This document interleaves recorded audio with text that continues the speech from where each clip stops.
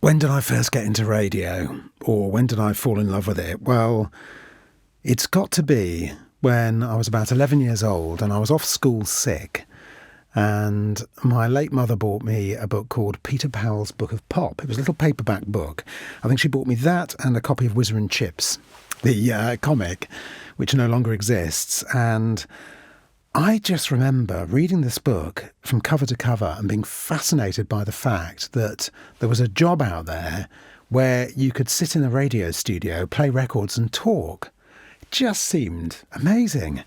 And there were pictures, there were little sort of picture pages with Peter Powell in the studio showing you how to cue up records and everything. And I thought, this is just wonderful. So from that moment on, I thought, that's what I want to do.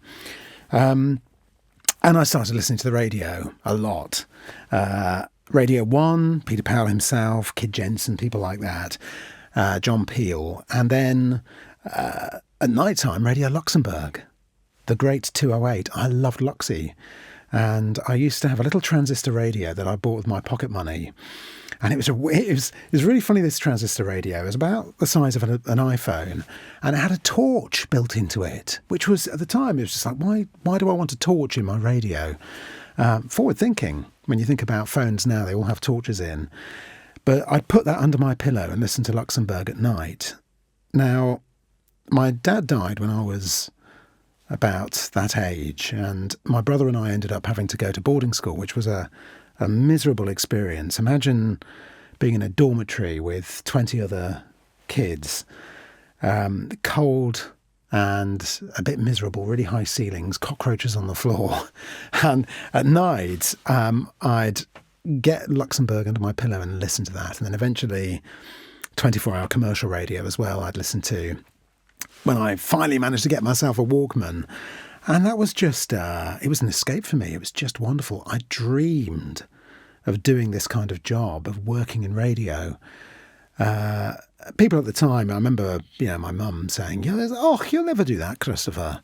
It's not a proper job. And people at school, teachers saying, no, it's not a job, radio, but I did it. I did it and I loved it. Well, you hear two bits of my interview with Rachel Sage, American singer-songwriter, in tonight's show. And just got to say hi to Mandy in Chard. Hi, Mandy. Dave in Bridgewater. Susan in Yeovil.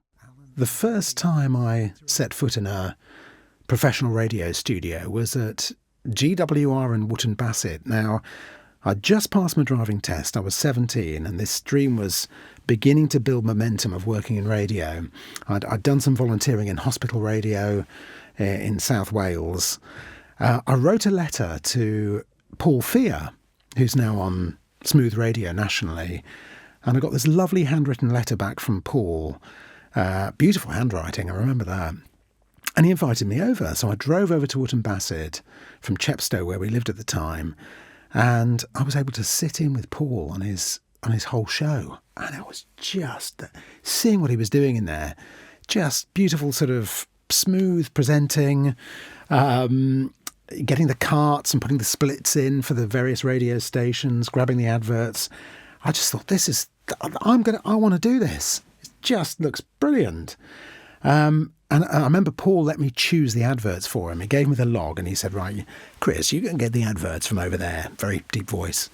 So I went and did my best, got the adverts out, he slotted them in, and he played them out. And then the door of the studio burst open during a record, and this chap came in who was head of commercial traffic, and he said, Paul, you've played the wrong advert. And he went, oh dear, sorry, I didn't mean to do that, apologies. And I was thinking, oh, it was me, I did it. The guy left the studio and Paul said, don't worry, mate, these things happen. There you go, you see, one of the snags of working in radio. So, I've never forgotten that. And I hear Paul today on Smooth Radio and I just think, oh, thanks, mate. You were the one who really ignited that love. I left the BBC last year, 2024, and, really, I ended up doing about 30 years in radio. Sometimes in commercial radio. I worked in Yorkshire for a bit in commercial radio, mainly the BBC.